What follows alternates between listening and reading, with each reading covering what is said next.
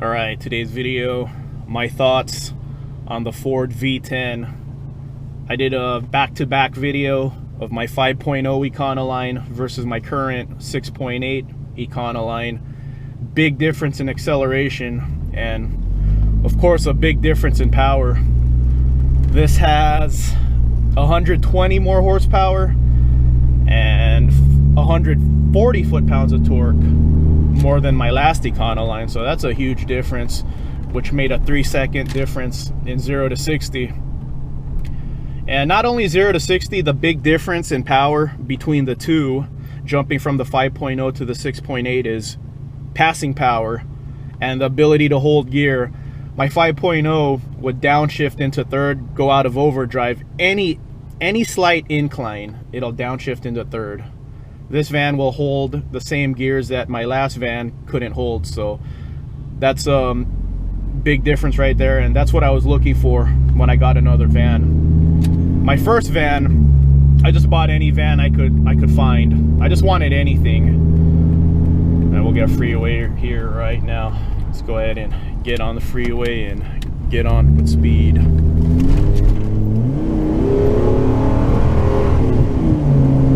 And that's an incline right there. And that's what I like about this van. It has the power to get on the freeway properly. Actually, yeah. So that's what you want power for. You want power to actually get on the freeway at a decent speed. You don't want to enter the freeway going slow because your vehicle doesn't have the power for it. So I really like that a lot. I like how this has the power to, you know, it's not a race car. When I bought this, I wasn't expecting it to be blazing quick, and I wasn't gonna drag race it or anything, but I wanted the power for grades, and I wanted the power to, you know, get on the freeway at a decent speed. So that's what was important to me. So like, for example, this semi truck right here. Let's go ahead and pass it. See, my last van didn't have the power to pass anything. Here's the incline my 5.0 suffered on. It couldn't stay in overdrive. It always downshifted into third, and the RPMs obviously went up going into third. This one holds overdrive, fourth gear, going up this slight incline. So that's nice. Lower RPM means potentially better fuel economy, but the real test is when I go up bigger grades, longer grades. But yeah, my last van was so underpowered it couldn't even do this without going into third. I've been driving this thing a lot more than I should, but it's a lot of fun to drive. This engine has enough power to be fun, even in a 6,500 pound vehicle.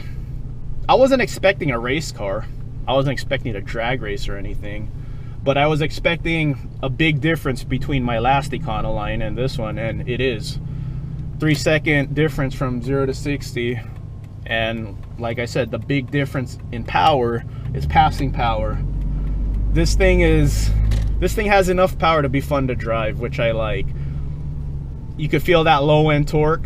It's a lot of fun, and you need a lot of torque. That's what this engine's for. It's for hauling and towing, and you know, when you have a lot of passengers or you're towing, you need a lot of power to get your truck moving, to get your van moving. So I'm really happy with this engine. I wasn't expecting good fuel economy. I'm not crying about the fuel economy at all. I knew what to expect, and that trade-off for me was worth it. You know, it was worth it for me because I was if I was to get the V8, I would have preferred the 4.6 over the 4.5 or yeah, 5.4, because the 4.6 is in Crown Victorias and, you know, police cars. So those engines, I see those engines with 300,000, 400,000 miles. I didn't mind the fact that it had less power than the 5.4. So it was either or. I was either going to get the weakest V8, the 4.6, or I was going to get the V10. And like 99% I wanted the V10. The only way I was going to go for the 4.6 is if I saw it in a conversion van. I got this van for $6,700. That was my price range, $5 to $7 grand. And I wanted something with low 100,000 miles, like under 125,000 miles. And the only way I was going to go for the 4.6 is if it came in a conversion van. It was $5 to $7 grand and it had 125 or less. And all the conversion vans I was seeing in my price range had 150 to 200,000 miles. So I really wanted this because, you know, I went with the V10 because I wanted the V10 being a car guy. And then this van in particular, it was right at my price range and it had 100,000 miles, 103 like and change.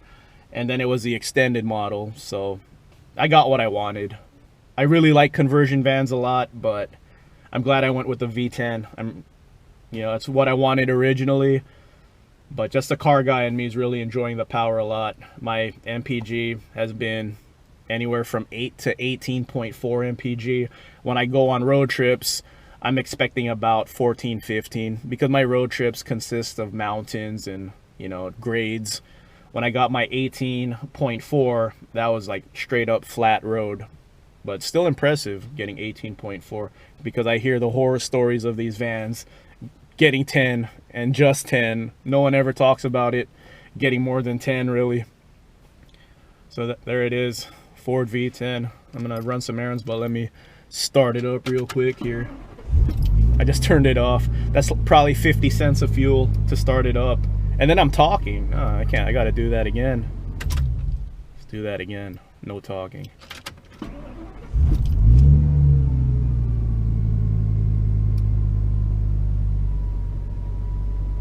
That's a good sound. And of course I got the glass pack for it in a K&N. I think K&N and aftermarket muffler, even if you have no intentions of modding your car, that's gonna be a car guy thing forever. You have to at least get a K&N and aftermarket muffler. Give it a rev here. There you go. All right, everyone. Be safe out there. Happy Tuesday.